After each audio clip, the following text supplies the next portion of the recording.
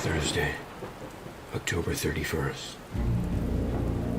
The city streets are crowded for the holiday, even with the rain. Hidden in the chaos is the element, waiting to strike like snakes. And I'm there too, watching. 2 years of night have turned me into a nocturnal animal. I must choose my targets carefully. It's a big city. I can't be everywhere.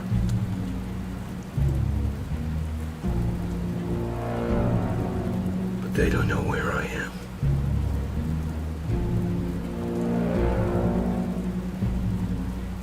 We have a signal now for when I'm needed. When that light hits the sky, it's not just a call. It's a warning. From the moment I saw the first trailer for Matt Reeves' take on the Batman, I knew then and there that this was a movie I wanted to see. As a matter of fact, this was my most anticipated movie of the year if you watch my top 10 most anticipated movies of 2022. Link in the description if you want to check that out. This was surprising to even me given the upcoming and highly anticipated Doctor Strange in the Multiverse of Madness as well as Thor: Love and Thunder, both of which I'm incredibly excited for, but the Batman was something different entirely for me.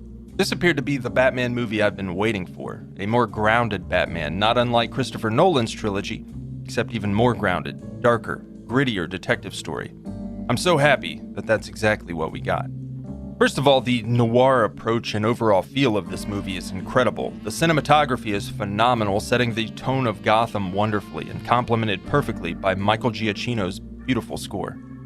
This version of Gotham feels lived in, dirty, crumbling, and hopeless, naturally feeding into what Bruce must be feeling. Yet, contrasting the grime and decay ridden throughout Gotham, we can see glimmers of the beauty underneath, telling the story of a once cared for and beloved city down to the intricate details of the Gothic architecture.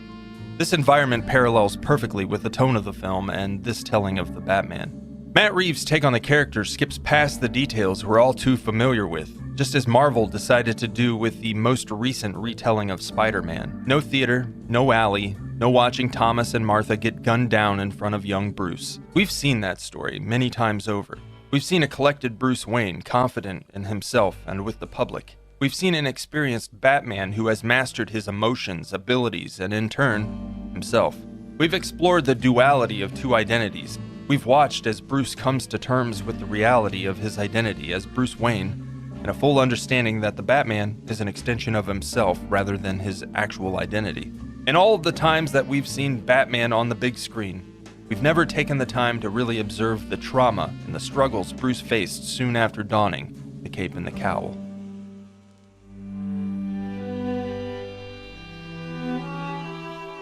The Batman swerves on all of this, instead focusing on a still very broken Bruce Wayne, one consumed by trauma and driven only by his desire for vengeance, so much so that he literally identifies himself as vengeance to those he crosses paths with.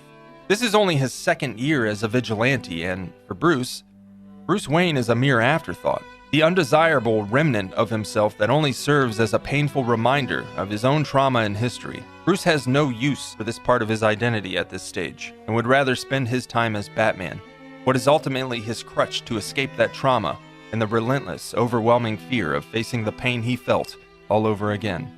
As the Batman, Bruce transforms himself into that fear, using it against the criminal underworld of Gotham, essentially transferring his own fear and trauma upon those he holds responsible for the deaths of his parents and the corruption and crime festering in his city that harbored an environment that caused their deaths. One could argue that Bruce probably finds some enjoyment in his violence to some degree, perhaps even a little hooked on using it as a means to bring pain down upon those who inflict it upon others. Bruce states that he doesn't care what happens to him, informing us that he'd rather die as Batman than face his trauma as Bruce Wayne.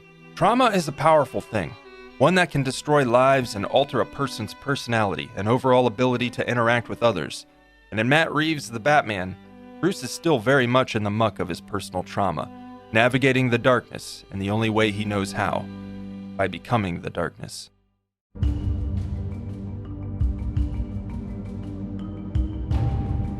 This is a noir film through and through. The world in which this movie inhabits is bleak and grim, sometimes feeling all too real when the lengths of the corruption begin to show through.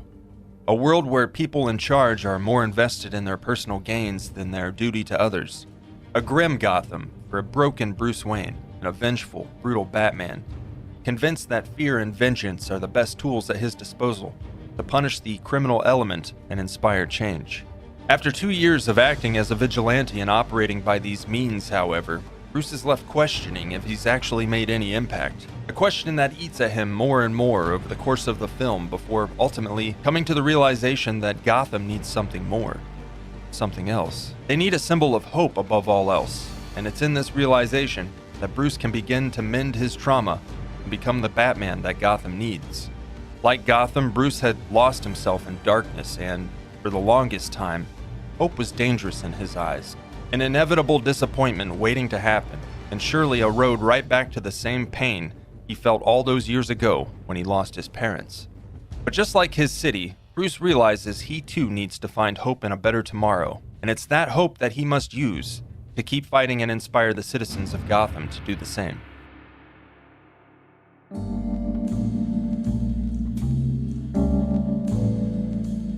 An obvious natural fit to the noir tone of this film is the focus on the detective element from which the Batman character originated. Something that has certainly been touched on in previous films, but never to this degree. This is what I hoped for when this film was announced, and I couldn't be more pleased to see just how front and center the detective work is. We spent a lot of time with Batman and Gordon, who is perfectly portrayed by Jeffrey Wright in the film, and is without question my favorite portrayal of Jim Gordon on film. Seeing Gordon, a lieutenant at the time, and Batman working the crime scenes together was everything I've wanted in a Batman movie, and Reeves' choice to make them stumble from time to time made the film believable.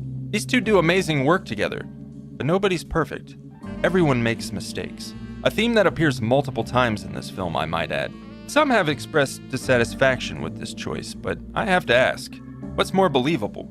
That Batman would be an expert making perfect decisions right from the start? Or that over the course of his first few years, he was going to have to learn from some difficult decisions and mistakes? Personally, I feel the latter gives a more well-rounded character arc and a more believable persona than having a god character who's completely infallible. Then again, I never looked to Batman for such traits or qualities. That's more up Superman's alley than the Gotham Knights. I was always personally drawn more to the hope in spite of everything else vibe that Batman and Gotham brought to the table, and those elements absolutely shine through in the Batman.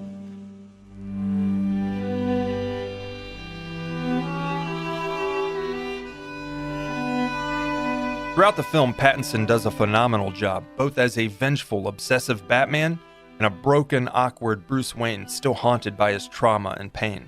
From the subtle expressions on his face, the way he carries himself both as Bruce and as Batman, the unspoken words that tear through and cut deep into your soul, I've never seen a Batman movie that does such a fantastic job at harnessing the heartache, anger, and paranoia as Reeves and Pattinson's portrayal of the character. Not a word has to be said in many of these scenes to tell you how Bruce is feeling. You already feel it deep in the pit of your stomach. For some, an all too familiar stabbing memory of feelings rather not felt. There's a kinship in trauma. For some, a chance to heal, if only a little. For others, a simple confirmation of a shared experience that is often all that's needed for a little spark of hope. This is something we even see in the film between Bruce and his relationship with others around him, from Selina Kyle, the Riddler, or even down to the look in Bruce's eyes on the multiple occasions he sees the mayor's son following his father's murder.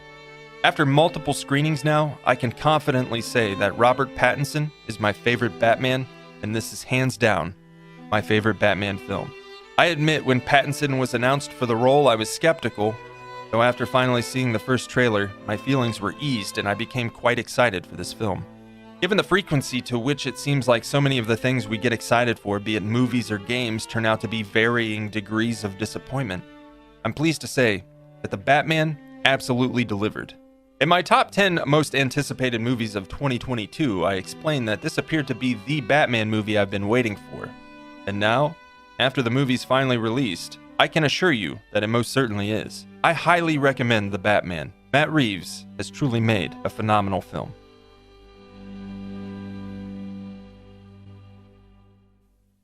There's so much to talk about here. I haven't even touched on Penguin, or the Riddler, or Catwoman, or Falcone. Hell, I only merely touched on Jim Gordon. I could probably do a separate video on each of these characters, and honestly, I'd quite enjoy doing just that if anyone's interested. So if you are, be sure to let me know in the comments below. If you want to watch it, I certainly want to make it. The Batman has certainly grabbed a hold of me, and I probably will have more to say about this in the future regardless, if I'm being honest. But what did you think? Have you seen The Batman? I'd love to hear your thoughts on the movie in the comments below. If you enjoyed the video, it would mean a lot to me if you dropped a like to help support the video. It truly does help. I can't thank you all enough for watching and supporting the content I make. It means the world to me, truly. And if this is your first time watching, be sure to click that subscribe button. Join us next time right here for more videos just like this. But until then, take care out there, friends. I'll see you soon.